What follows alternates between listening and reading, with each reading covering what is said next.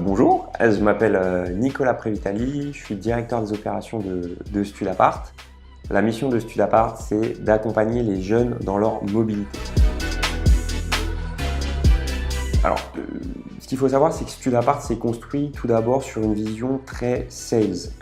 C'est les écoles qui nous ont tout d'abord fait confiance pour loger leurs jeunes et leurs étudiants, et les bailleurs en France qui nous ont suivis dans cette aventure et qui ont adhéré à cette vision.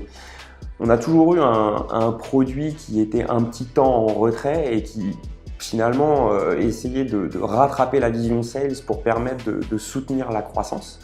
Et la partie UX particulièrement, elle a été assurée pendant les 2 premières années par un alternant, donc un profil plutôt jeune, qui n'était pas là à temps plein, mais qui était suffisant à ce moment-là pour répondre au développement. Alors pourquoi est-ce qu'on a travaillé avec vous? Parce que j'avais un ami qui avait lancé son entreprise en parallèle et qui m'avait parlé de vous et qui vous avait chaudement recommandé.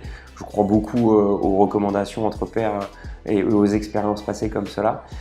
À un moment donné, quand on a besoin de flexibilité, de vitesse et de scalabilité dans la production, c'est difficile d'un point de vue RH de pouvoir répondre immédiatement à ça. La flexibilité fait qu'on peut avoir des très gros besoins pendant 1 ou 2 mois, puis après avoir une phase un petit peu plus calme. C'est notamment notre cas parce qu'il y a quand même une saisonnalité dans la recherche de logement des jeunes et des étudiants. Il n'y a pas autant d'étudiants qui recherchent un logement en octobre qu'en mai, c'est tout à fait normal. Et voilà, on n'avait ni les moyens, ni le temps, ni la possibilité d'internaliser aussi rapidement que cela était nécessaire une ressource à temps plein. C'est pour ça qu'on s'est tourné là-dessus. Vu que c'était profil plutôt senior et expérimenté, on a pu rapidement avoir un écho sur la compréhension du métier, la compréhension du business et l'intégration du X au sein des parcours que l'on a été en train de créer. Après, dans le fonctionnement, ça a aussi pu répondre à la problématique d'agilité et de flexibilité, au sens où on a toujours envie d'avoir 3 mois d'avance sur la vision produit et les sprints. Après, dans les faits, dans une entreprise qui grandit aussi vite que la nôtre, c'est beaucoup plus délicat. Donc, ce qui a bien fonctionné, c'est qu'on a réussi à trouver un arrimage pour fonctionner en sprint de 2 semaines.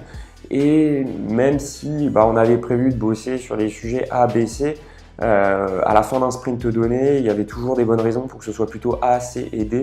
Et on a arrivé à se réaligner suffisamment rapidement pour que ça vous donne suffisamment de temps pour réfléchir et anticiper les sujets.